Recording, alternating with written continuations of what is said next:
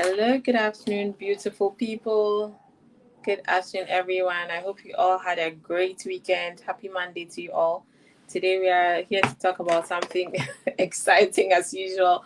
I have people ask me, Ikea, what's exciting about these topics you talk about? But yes, they are very exciting to me. So that's why I'm here to spill all the legal tea. So join me, guys.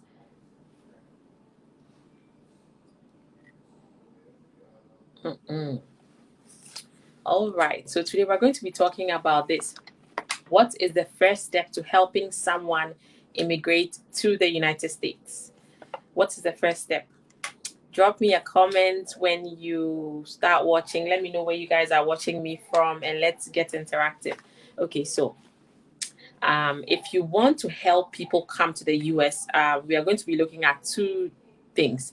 The first is we'll be looking at the status of the person who wants somebody to come from a different country and then to come here in the US. And then we'll be looking at the relationship between this person. So when I talk about the person who can make that request, that person is known as the petitioner.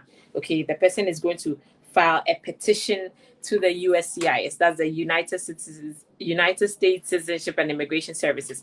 That person who's going to be making a demand to the US government saying that, hey, US government, I want my husband who's in Ghana or Nigeria or Tokyo or Japan to come to the US. That person is known as the petitioner. So we're going to be looking at the status of such a person. What kind of status, what kind of immigration status must the person have? And then the second thing is the relationship. The relationship between this petitioner and the person he wants to bring. So that person he's going to be bringing will be known as the beneficiary. That's the person going to benefit from the application. So that person is known as the beneficiary. So we'll look at these broad umbrellas and then we'll take it from there. Guys, drop me a comment. I see people trooping in. We're going to keep it short and sweet, so please stick with me, okay? So the first thing is that in order to bring somebody from anywhere in the world to the United States, you have to have the status. And the petitioner either has to be a US citizen or a green card holder. Okay, so you have to have one of these statuses. So a green card holder, that's a permanent lawful resident, or you are a US citizen. And then secondly, let's talk some more about the status. So when we say you are a US citizen, you need to be able to prove your citizenship by, number one, either having a passport, a US passport, or number two, having a citizenship and naturalization certificate. Okay, so you have a way to show that you are a US citizen. Okay, and if you're a green card holder, of course, the way to show it is you have your I-551, that's the green card. You have a lawful permanent resident card, and the card is green in color. Of course, that's why it's known as a green card. Okay, let me read one comment here. We have Anthony Kwekwa Champon says, watching you from Alexandria, Virginia. Thank you so much for watching, Kweku. Okay, so right here, let's continue. So with the relationship, the person who is filing, you need to make sure that the petitioner has a relationship with the beneficiary. Of course, you can't just wake up one morning and decide that you've seen somebody walking around and, well, you like the height of the person, she's short, and so you want to bring the person to the US.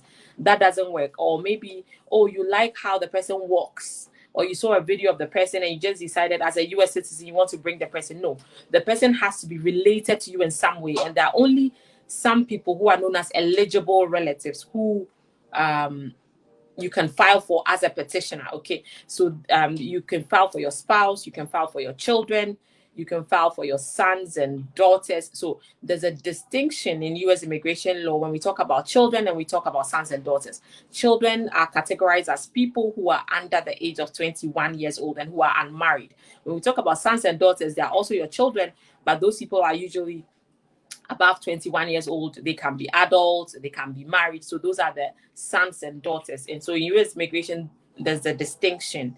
Okay, so we will not go into the fine details of who green card holders can file for and US citizens can file for, but I'll give you an example. For example, a green card holder can only file for children who are unmarried, who are under 21 years old. Okay, of course, a green card holder can also file for adult, children. So in U.S. immigration, that would be sons and daughters of green card holders.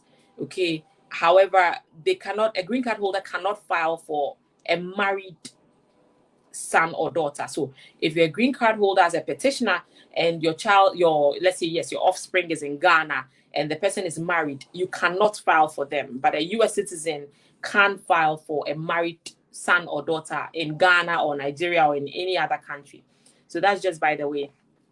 So as we've already discussed, you have to, number one, have the status to be able to file for somebody. And then secondly, you have to, establish an eligible relationship between you, the petitioner, and then the beneficiary who is located in another country. Or even if the beneficiary is located right here in the US, that's fine. You still need to establish a relationship. Now let's talk about how to establish this relationship. We've spoken about what proof you need to establish your status. So now we're moving to relationship. So with the relationship, it depends on the type of relationship you have, okay? So if you are filing for your spouse, you would need, first of all, to establish this by a marriage certificate. The marriage certificate has to be valid. And recently, we've been seeing lots of cases where people think that, they're validly married to their wives, and then they file by themselves, and then they realize that there's a whole can of worms that is open. So you need to make sure that, for example, you answer these questions. How many times have you been married? We're seeing a lot of cases where people, were married in Nigeria, they were married in Ghana, according to the customary laws of the country in which they're from. And then they try to dissolve the marriages customarily, but the marriages were not properly dissolved. And so they come to the US maybe 10 years later, and then they find their American citizen, let's say they come 10 years later, and then they happen to get married, and then they get American citizenship, and they then subsequently divorce and then try to, let me backtrack. They were married, let's say, in Ghana, and then they thought they had dissolved the marriage. Then they come here to the US, and then they find a US citizen spouse, okay? And the US citizen spouse wants to file for them. And then they file the application, and then they realize that the US immigration is saying that, nope, everything you've done so far is invalid.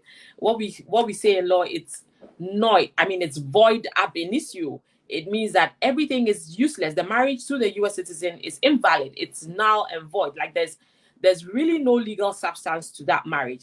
Why? Because they are still married to their, Ghanaian wives or their wives back home in Nigeria or in Sierra Leone or in Liberia. And so we're finding a lot of those cases come up. Sometimes, you speak to them and then they tell you that, they filed a divorce for me. I was here and then my family filed it for me. They don't go through the right processes, and so they have all sorts of issues. So what you need to do if you've been married more than once would be to make sure that the marriage that you had back home in Nigeria or in Ghana or in Sierra Leone or Liberia has been properly dissolved according to U.S. immigration law.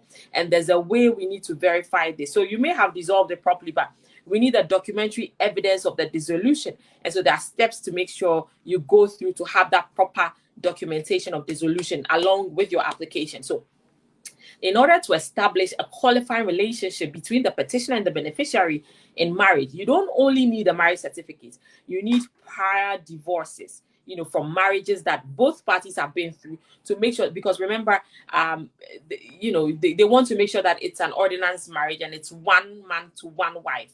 So you can't have, as a man, you can't have multiple wives. As a woman, you can't have multiple husbands. So all prior marriages have to have been dissolved, and then you will be eligible to enter into a new marriage and then seek an immigration benefit based on that new and valid marriage. So those are some of the issues that you need to be mindful of. And then when it comes to children or sons and daughters, the documentary evidence of the qualifying relationship would be a birth certificate. So if you are saying, okay, hey, I'm a US citizen, I want to file for my child who is in, let's say, even right here in the US, okay, what you need is a birth certificate of that child, and that birth certificate would have to list you, the petitioner, who's a US citizen, as the mother of the child, and then the beneficiary as the child. Okay, and the birth certificate usually has to be contemporaneously issued with the birth of the child.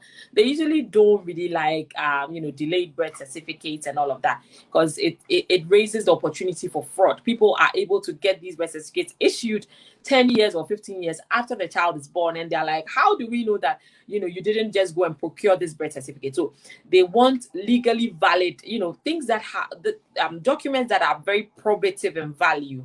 Okay, when we say probative in value, it means that in law it's accorded a very maximum amount of weight in terms of evidence. So a birth certificate that was issued when the child was born in, let's say, 1999, the birth certificate will be issued, let's say, sometimes on the same day in which the child was born, or 2 days after, or 3 days after, or 2 months after.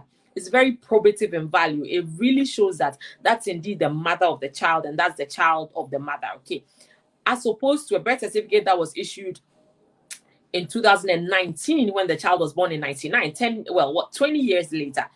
They sort of feel like, well, how do we know this is really, really, really an original birth certificate, and you are indeed the mother of the child and not the auntie pretending to be the mother just because you want to have an immigration law benefit for the child? Okay, so guys, let me read a couple of comments and then we'll jump right back into it. So we have Babana Emmanuel says, very educative program. Thank you so much, Emmanuel, for watching. We're happy to have you here. And then Adomako Emmanuel Ifa says, watching from Ghana. Hello, Emmanuel. How is it going? How's the sun? I miss the sun so much in my home country, Ghana. All right, guys. So back to the grind. So as we're saying, you need to establish the status of your status as a petitioner if you want to file for anybody. And number two, you need to establish a qualifying relationship between you, the petitioner, and the beneficiary that you want to help immigrate to the US. Guys, drop me some questions if you have, any question related to this topic, or even a different topic that we can cover in questions. I'll be happy to take your questions now, and then we'll answer them. Guys, I love my Mac so much. We're spilling the legal tea this afternoon. Drop me your questions. Let me know if there's anything that's not clear, and then I'll try to clarify it.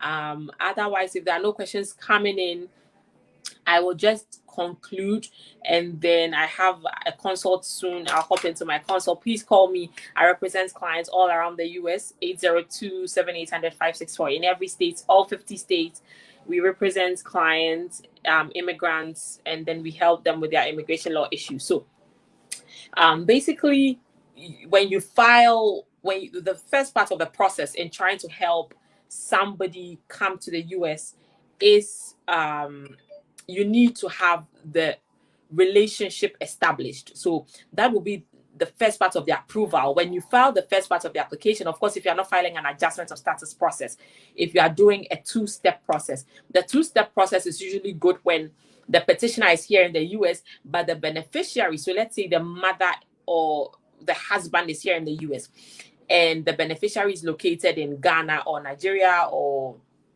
La Cote d'Ivoire or Benin, and the beneficiary is located there. So you're going to file a two-step process. The first part of the application would be to establish the relationship and, of course, your status as a petitioner, but also importantly, the relationship between you and the beneficiary. Once that is approved, it's known as the I-130 process. So that has to be approved, and that approval does not give you any type of immigration benefit. It's simply an approval of the process. And then you move on to the second part, which is the consular processing. And that's the one going to give you the benefits, okay? And once that is done, you file the application. Once the I-130 is approved, your documents would not normally be sent to the National Visa Center or the embassy, the consulate in which the beneficiary is based, okay?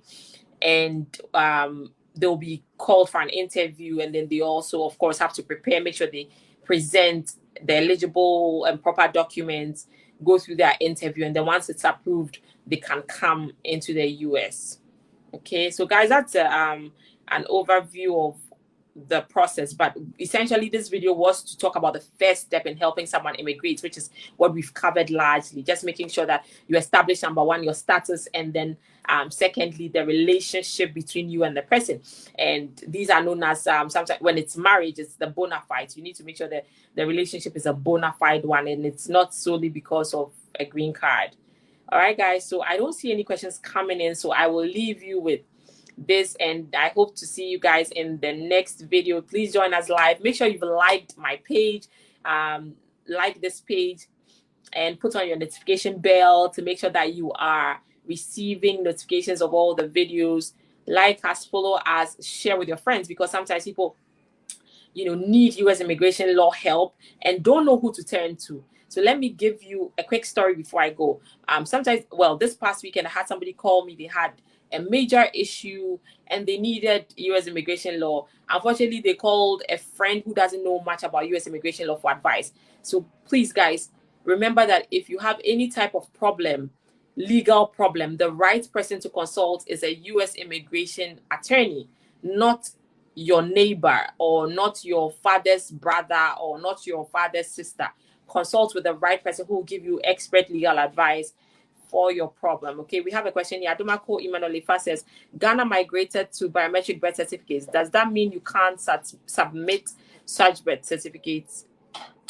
Of course you can. I mean, it simply just has to be valid, and I would need to review it. We need to see, you know, when the birth certificate was actually issued and make sure that it's acceptable. You can't submit it. Of course, sometimes when you realize that you submit a delayed birth certificate, there are other probative evidence that you need to attach to that delayed birth certificate. So sometimes they would ask you for secondary evidence. So the birth certificate is usually the primary evidence. If it's not sufficient, you'll be asked to submit secondary evidence, such as school records, census records, medical records, and all those things would still show the bona fides of the relationship between, if it's your mother, you know, that your mother's name is signed on your, you know, your first school that you attended, your creche, your mom's name is there, she signed against it, and, you know, just things establishing the relationship. And if those are absent, tertiary evidence, such as affidavits from people who have personal knowledge of the relationship between you and your mom, the fact that she's your mother and you are her child. So yes, let me know, you know, if you need any verification of your birth certificate to make sure that it's the right one you're submitting. Just make sure you consult with me, and then I can assist you to make sure we're submitting the best evidence of your case. All right, friends, I will see you guys in the next video. Take care and be safe. Bye-bye.